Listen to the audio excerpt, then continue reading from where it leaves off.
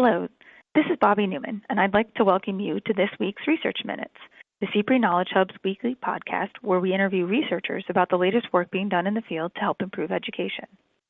This week I speak with Rand Quinn, Assistant Professor of Education from the University of Pennsylvania's Graduate School of Education, and Tina Cheuk, Doctoral Candidate at the Graduate School of Education at Stanford University, about their CPRE Policy Brief, Public Attitude Towards School Vouchers in the Trump Era. Rand and Tina, thank you for joining me today. Thank you for having us. Thank you for having us. Tell me a little bit about your study. So our goal was to explore public opinion on school vouchers. Vouchers are subsidies provided to parents to offset private school tuition. And this is a politically contentious method of school reform. Proponents argue that vouchers provide parents with more school choice and that choice is good. On the other hand, opponents argue that vouchers channel public resources into private institutions and pull students who would otherwise attend public schools into private schools. And the research on vouchers and the effect of vouchers has been mixed. Vouchers do not seem to improve academic achievement, but they may improve graduation rates and they may provide a greater sense of school safety and satisfaction among parents. There are different kinds of voucher systems. Vouchers can be publicly funded by the government, or they can be funded by a private entity like a private foundation or a private corporation. Vouchers can also be universally available to all students within its jurisdiction, or they can be targeted to a particular subset of the student population, such as targeted to students from low-income households or students with special needs. And we were interested in understanding support and opposition on school vouchers in the current political moment in the Trump era through various demographic subpopulations. And we were interested in understanding this difference across voucher system types, so public versus private and universal versus targeted. You used an interesting data set for your work to study those public opinions. Can you tell me a little bit more about that data set? Yeah, so our data comes from a larger omnibus online survey designed by an interdisciplinary group of researchers at the Laboratory for the Study of American Values at Stanford.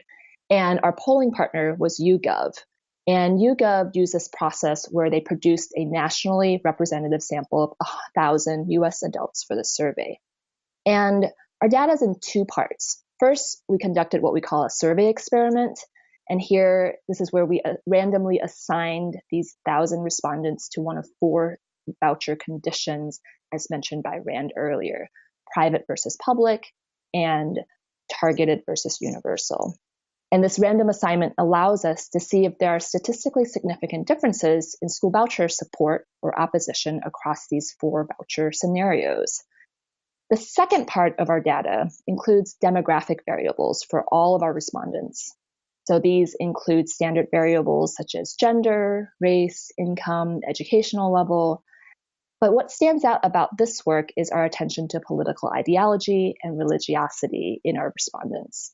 While there have been other polls that looked at how school voucher support is seen in the general demographics, there hasn't been an in-depth look in how partisanship and religion influences public opinions on school vouchers across these four system types. And one last comment I want to make about this work is the timeliness. This poll was conducted in early April of 2017, where the public was likely to be hearing a lot of information about Trump's educational agenda, as well as his choice of Betsy DeVos as his education secretary. Right, that was that same timing of he also released his budget, right, his proposed budget? Correct. Okay, what were some of the key findings? Between half and nearly 3/5 of all adults express support for school vouchers, depending on the voucher system type. And there is greater support for private over public vouchers, and there's greater support for targeted over universal vouchers. That's the overall across all adults in the United States. Approximately 20% of adults are neutral. They had no opinion, either support or opposition towards vouchers. They were sort of in the middle.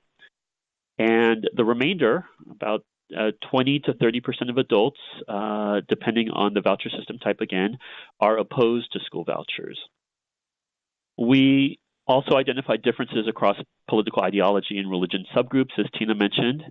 And Republicans, Trump voters, and political conservatives are more supportive of vouchers across voucher system type than Democrats, Clinton voters, and liberals, and independents are in the middle.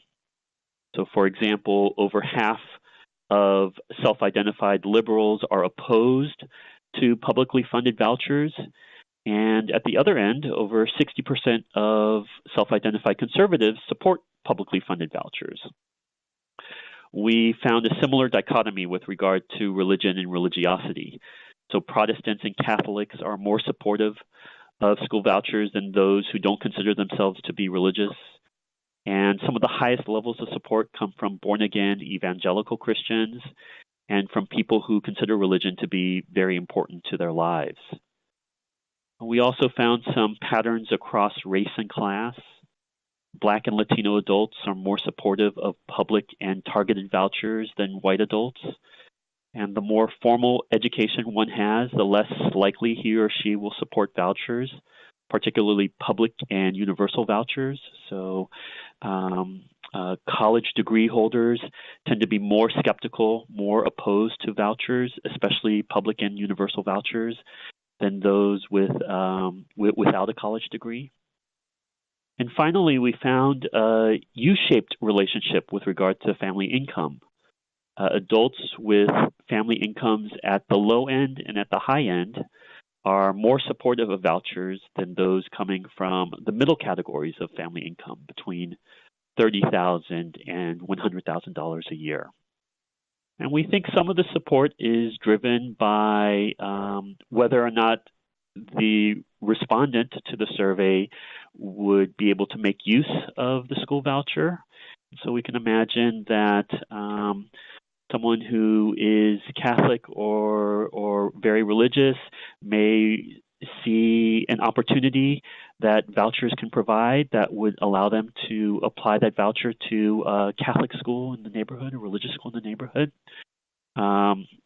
Same thing for low-income families, that a voucher might allow them to move their child from a public school to a private school that they wouldn't otherwise afford. Those are hunches. We don't know the underlying mechanism to these levels of support, but we hope to continue investigating this issue, Tina and I, and hopefully uncover more of these underlying mechanisms to these patterns that we found. So what implications does your work have for policymakers? So we know that policymakers rely on research-based evidence to make decisions about school reform, such as vouchers and a whole slew of other issues related to teaching and learning. Yet we also know public opinion matters, especially in this political environment that we're in. And we know that education is and has become even more politicized in our current environment. And we also know that education is highly values-driven. So this opens up the conversation about the role of religion in public education. What does that mean? And how does people with different religious views view public education and the role of government spending? And the research findings here also help policymakers understand how the diversity of Americans view vouchers at sort of this moment in time this year in 2017 across these system types, public versus private, universal versus targeted, and really think about how are they going to negotiate or navigate public opinion in light of the existing research on school vouchers. Well, thank you both for joining me today. I really appreciate your insights into your findings, and I look forward to reading more about the study and your policy briefs that will be out shortly.